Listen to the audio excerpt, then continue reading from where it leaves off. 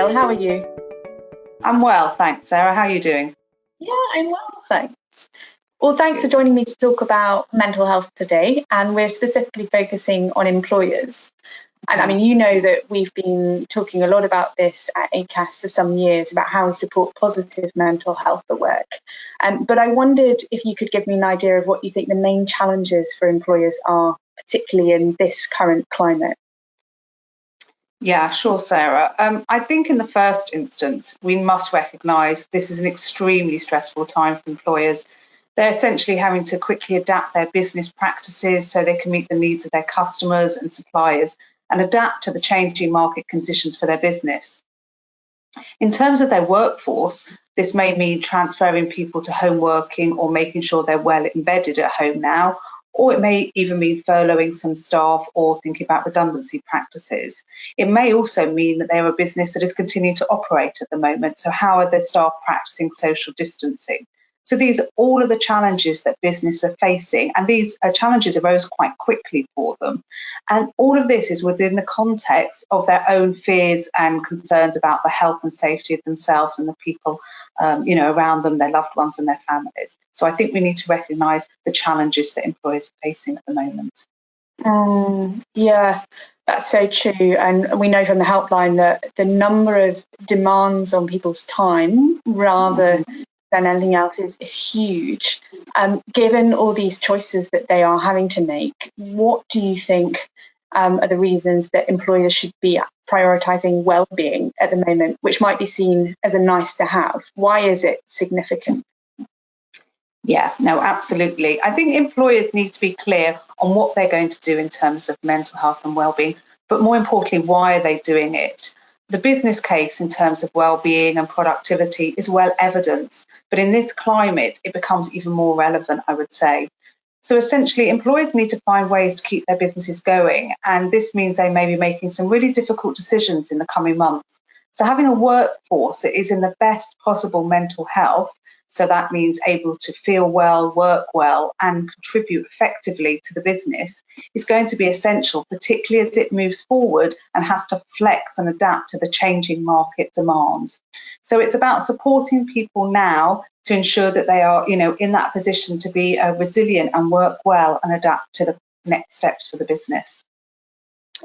Okay, so it's not just about the present, it's also about the future, that if you can come through this kind of more resilient, almost future-proofed, then you and your business and your people together will be better able to weather what comes next. Yeah, absolutely. Mm-hmm. Okay, so if that's why it's important, how do we do this? How do employers support positive mental health and well-being? Okay, well, I've been speaking to quite a few employers that I engage with, pre-pandemic to understand what their challenges are. And the thing that keeps coming up time and time again is not to panic. They will already be doing lots of things that support mental health and well-being at work.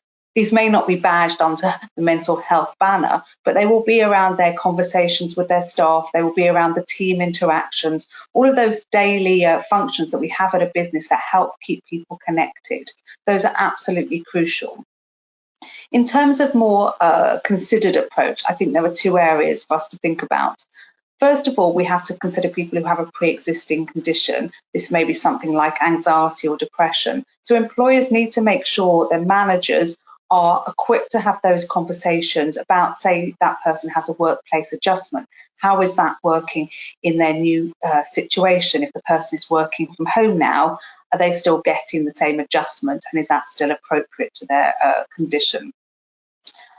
They need to make sure that managers are keeping in touch with staff, having those discussions, maybe developing a wellness action plan with their member of staff to understand what the individual is doing to keep themselves well and the extra support they may need from the employer or the manager during this time.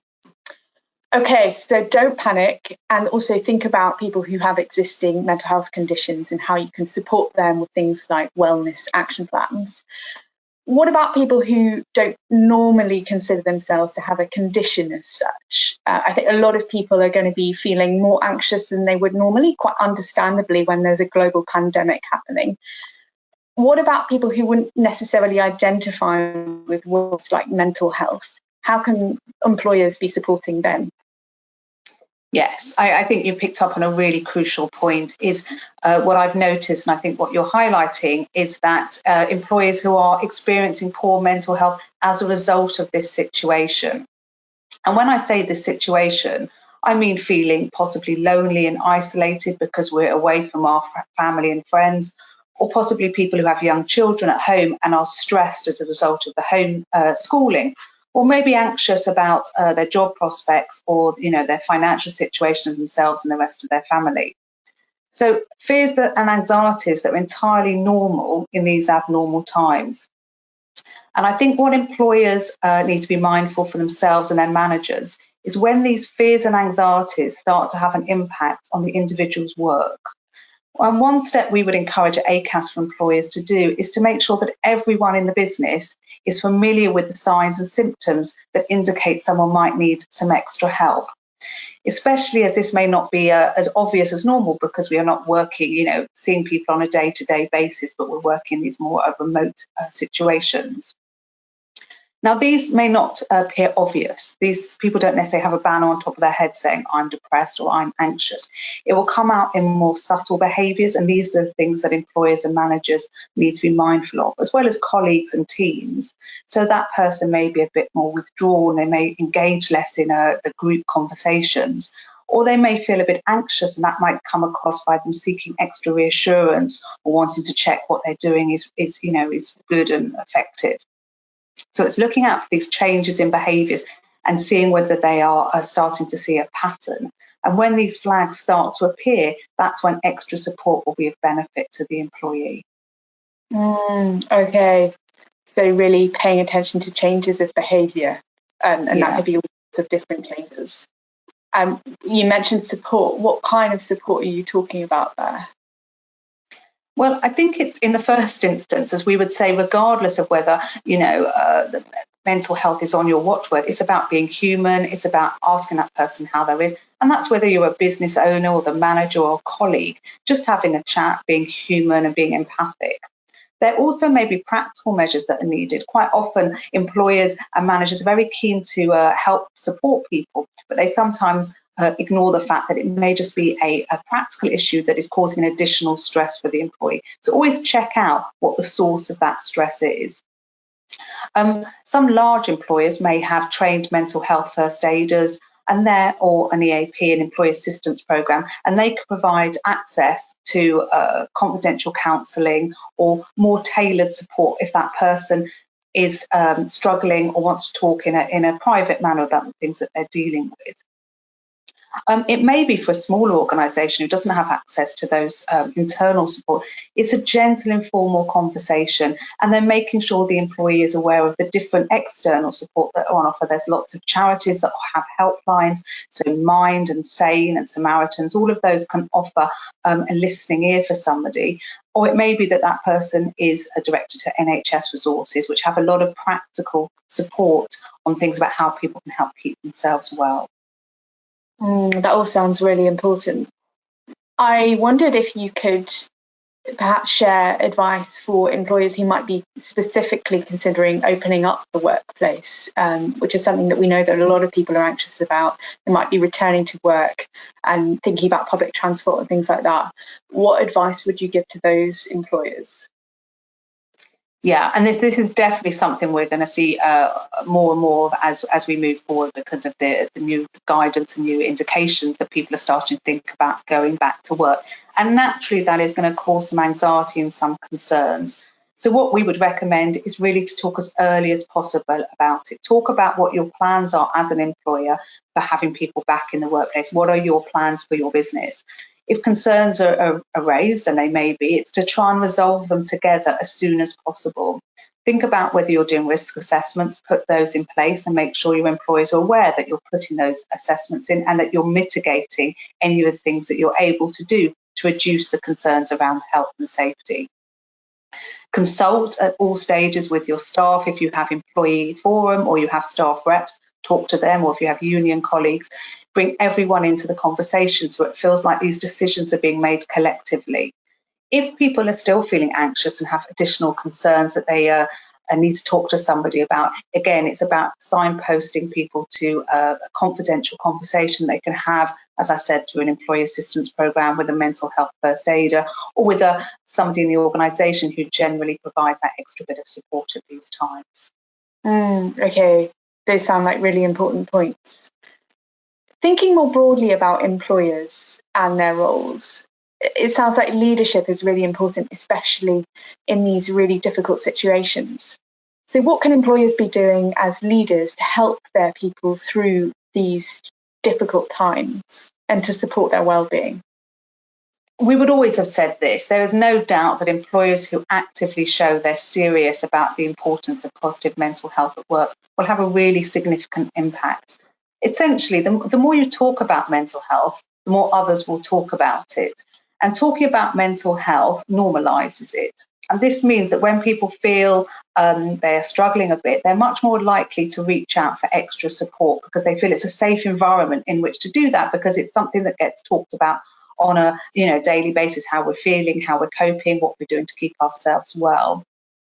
And the earlier that people reach out, the earlier they're able to get support. And we know that there are the 1 in 4 stat is 1 in 4 people experience a mental health problem is a fact, and it's not a blip.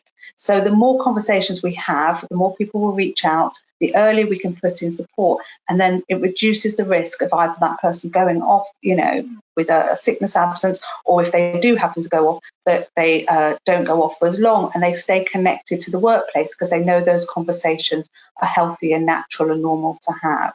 And these types of conversations essentially build a culture of openness and respect and trust, which increases rapport. And especially at this time, it's about the things that we can do to increase that sense of connection and belonging with our social groups and with our workplaces are going to be absolutely essential.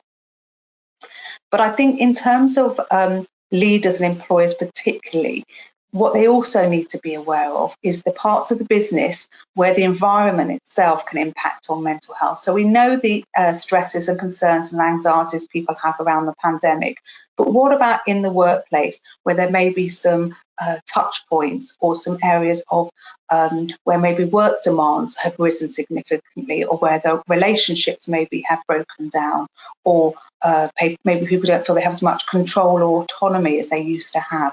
So those normal areas of the business that the employer can influence and help keep people, ensure that people's well-being is not affected unduly by things that actually are within that employer's ability to control. Okay, so it sounds like it's a useful thing for employers not just to focus on the things outside of their control and managing almost the symptoms of that, but also to think what are the causes or other things within my control that would reduce stress levels or anxiety for my workforce generally. Yeah, absolutely. It's about thinking about the 4 in 4. It's about thinking everybody in the workplace, is this a healthy environment for people to be in? Okay, great. Really good tips. I mean, there are lots of other factors that we've just touched on here. So I wondered, as a parting question, is there anything else that's a bit broader than what we've been talking about that would really make a difference that employers should prioritise at the moment? Yeah, and I think at the beginning of the pandemic, we saw lots of employers reacting. They needed to get people home, they needed to get people up and running, they needed to sort out their technology. So lots of very practical issues that needed to be responded to and needed to be dealt with. And I think the employers that have managed to operate as effectively as possible is where they've been really, really clear with their communications. So consistent, frequent communication has really been the watchword for this. And these are about being clear about what your plans are, how you're making decisions, and really who's making them. If you have a task force or a group that's working on these decisions and plans for the business, make sure people know who's on that group and how staff members can feed into that group. So the other thing that I think I'm noticing from some employers is that even when they're not clear, even when they don't know what the next step's going to be, they make that clear. They talk to their employees about this is on their agenda. They know it's something they need to address. They just may not have all the answers just yet. So being honest about this will really help maintain trust between you and your employees, and all of these will contribute to the overall well-being of the staff and the business. And I think the last thing I really want to say is about being authentic as a leader, which is something we recognise pre-pandemic, something we will always have talked about at ACAS, about being who you are in the workplace. So if as a leader your normal style is to be fairly pragmatic, fairly no nonsense, fairly sort of facts and figures, you don't need to start talking about how you feel all the time, but it's just about understanding there may be people who are more destabilised by this situation and understanding that from their perspective. And if you're somebody who is quite comfortable with talking about, how you're feeling, how you're coping, what you're doing, you're able to admit to your own vulnerabilities potentially. It's about balancing that with making your staff feel that you've also got your eye on the business and the next steps for the business and the practical measures you're taking. And, whether your staff are furloughed or not, or whether you're keeping in touch on a regular basis, is making sure people feel valued, recognising what they're doing, recognising that this is difficult for everybody, helping to create that sense of connection and that belonging, so that when you do come back to a more normal landscape, whatever that is, you've kept people on board with you. Okay, so communication sounds like really important, and you talked about lots of things in there about honesty and authenticity, and ultimately helping your staff feel like they are valued and that they are still connected with you, whatever situation they are in. Well, thank you so much for talking to me today, Abigail. There's so much in there, and I know it'll be really valuable for people who are listening to this. So thank you, and I hope you have a really good day. You too. Pleasure. Thanks, Sarah. Bye.